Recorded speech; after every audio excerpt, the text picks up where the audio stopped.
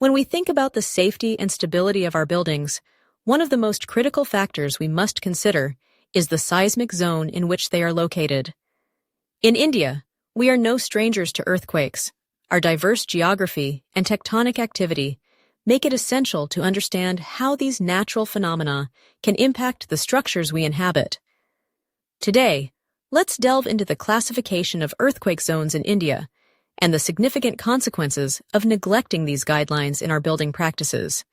India is divided into 4 primary seismic zones: Zone 2, Zone 3, Zone 4, and Zone 5. Zone 2 is considered the least hazardous, while Zone 5 is the most prone to seismic activity. Each zone has specific guidelines and building codes that architects and engineers must adhere to in order to ensure safety and resilience. The Bureau of Indian Standards, or BIS, provides these codes, detailing how structures should be designed and constructed to withstand potential earthquakes. Let's take a moment to visualize this. Picture a building in Zone 5, where the risk of an earthquake is high. If the architects and engineers fail to follow the prescribed guidelines, the consequences can be catastrophic. Buildings may collapse, leading to loss of life, injuries, and significant damage to property. On the other hand, in Zone 2, where the risk is relatively low, the structures can be designed with less stringent requirements. This doesn't mean they can be built carelessly, but rather that there is a different level of risk involved. Now, you might be wondering, why is it so crucial to adhere to these classifications? Well, the answer lies in the very nature of earthquakes themselves. They are unpredictable and can strike without warning. The ground shakes, and if our buildings are not designed to absorb and dissipate that energy, they can crumble like a house of cards. The impact is not just physical. It creates a ripple effect on the community, economy, and overall safety of the region. Let's break it down further. In areas classified as Zone 4 and V, where seismic activity is more frequent, buildings need to be designed with specific materials and techniques that enhance their ability to withstand earthquakes. This includes using flexible structures that can sway with the movement rather than resist it. Engineers must consider factors like the building's height, shape, and the materials used in construction. For instance, reinforced concrete and steel frames are often recommended to provide the necessary strength and flexibility. Conversely, in Zone 2, where the seismic risk is lower, the focus may shift more towards other aspects of construction, such as thermal comfort or aesthetic appeal.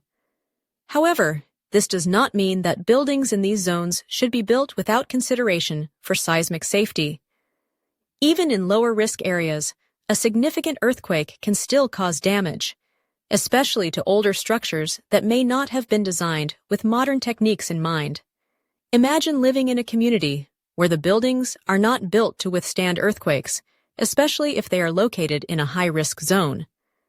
The fear of an earthquake can loom over residents, creating anxiety and uncertainty. This is why it is imperative for architects and engineers to educate themselves and their clients about the importance of seismic classifications and the guidelines that come with them. It's not just about compliance, it's about safeguarding lives and property. One of the most critical aspects of this conversation is the role of professional training. At Vivayan Engineering Consultants, we believe in empowering civil engineers with the knowledge and tools they need to excel in building design and analysis. Training in software like AutoCAD, ETABS, SAFE, and SketchUp is essential, but so is understanding seismic principles. Engineers must be equipped to make informed decisions when designing structures in various seismic zones. Let's consider the implications of neglecting these guidelines. Imagine a high-rise building in a Zone 5 area that was constructed without following the seismic codes. When an earthquake strikes, the results can be devastating. The building may sway uncontrollably, leading to structural failure. Lives are lost, and the community is left to pick up the pieces. The economic impact can be staggering, with costs associated with rebuilding, medical care, and loss of productivity. Moreover, the emotional toll on the residents cannot be understated. The fear of an earthquake can create a sense of vulnerability.